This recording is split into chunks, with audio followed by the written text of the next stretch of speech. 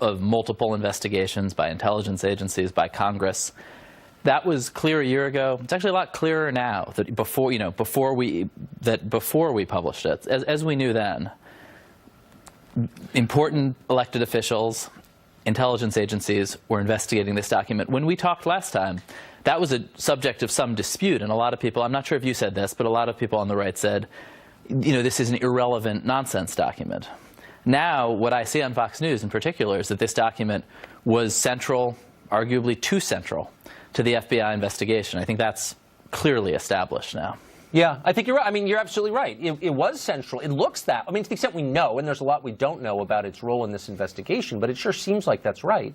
But then you've been doing this for a long time, and you know that all kinds of, in effect, dossiers come across the desks of investigators and intel agencies, law enforcement agencies, and politicians, and people who cover them. And they're not made public because their contents are unverified, sometimes unverifiable, and they're defended. And so, you see a lot of stuff that you don't pass on because you don't know if it's true, and the words hang in the air. You libel someone, in effect. So you don't run it, but you did run this because it was Trump. Your inbox and mine, as you say, are full of all sorts of would-be dossiers, of tips, of allegations, of claims.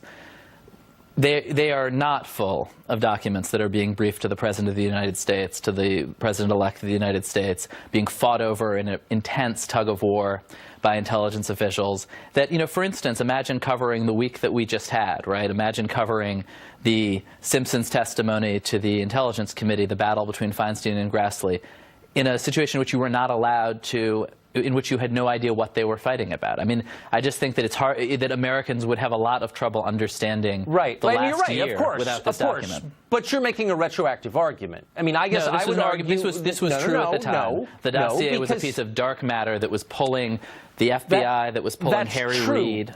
And it's important to understand what these guys are doing. That's the point, is that we now have the context for it, and we didn't then. A lot of this we knew then. A lot of the it wasn't. reality of the stakes we knew then. I didn't read it on BuzzFeed. I didn't know this was part of a Hillary Clinton Oppo operation that she took up from a Republican, anti-Trump Republican donor operation. We didn't know the extent to which Steele apparently had gotten some of this information from Russian intelligence and shady Russian sources. There's a lot we didn't know. I mean, I think the descriptions, the characterizations of Steele's sources are actually in the dossier. But it's true. There's been a ton of subsequent reporting. So, I guess here's the point. So you're arguing, well, okay, it's at the center of the news, so we were right a year ago to run it. And I'm actually not even attacking you for running it. I would just like you to acknowledge that partisanship played a role. So, for example, that is just not true. If we were in the exact same situation with a President Hillary Clinton, we would have run that dossier at the same time. Really? So if you I can't prove that to you. But but for instance, there was a day last year. There was a day last. It was not the biggest story of the day because it was the day of the Access Hollywood tape.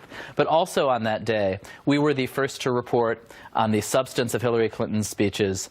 Of her secret speeches, I think that there's this perception. Secret speeches to Goldman or something. I mean, but that's not. Look, this is different level salacious. Sorry, you weren't so interested in them once they came out, but they were pretty interesting. I was interested, but they weren't claiming that she was into some weird sex practice with a foreign government. I'm not sure either you or I in our careers. This is obviously a very unusual document. No, we have actually. Hold on, we have. There was a lot of stuff floating around about Obama and his personal life, and of course the question where he was born and his birth certificate, and we sort of laugh about it now. But it was a big news story, and people were making allegations about it, including now President Trump.